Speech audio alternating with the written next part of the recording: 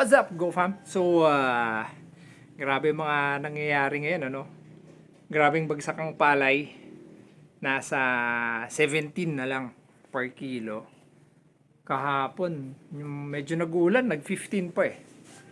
So, grabe yung executive order, yung impact nandun sa mga palayan natin.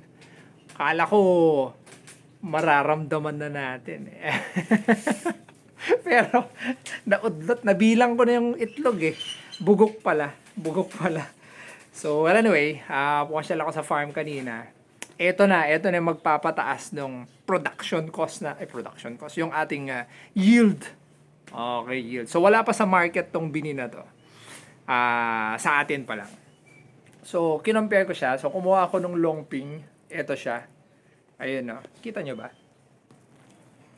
Ayan. Dali tingnan ko. So, yan yung longping. Ito yung pangkaraniwan. Ganda na, 'di ba? Parang siksik yung butil. Ayan, no, tabi-tabi. Kita mo yan, parang may mga 1 2 3 4 5 6 mga anim. Ayan, no, anim na parang sanga.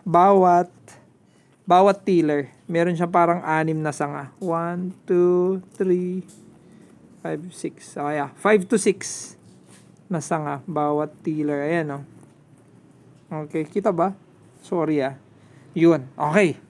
So, pinasyalan ko yung ating demo. Yung isa.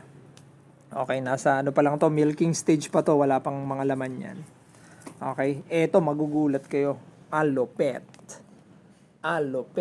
Oh, asan kayo ngayon, Check nyo to, iisang tangkay yan, baka sinabi nyo eh.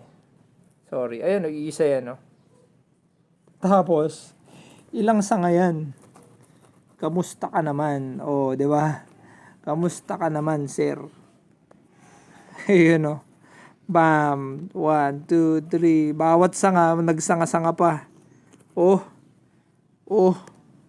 Saan ka pa? Ayun, compare natin dito. Ayun, kita niyo yan? Ang lupit. So, base pa lang dyan, ang katumbas nito, longping na to, is ito lang. So, mayroon ko pa nito. So, parang mga times 2. At least times 2 to 2.5 yung anin. Diba? So, kung ano yan, secret. Diba? So, yun lang. So, kaya natuwa ako bigla. So, yun lang. Wala lang. Okay? So, yun. Kapit at yung inaasahan natin nakita ay wala na naman. Yun talaga.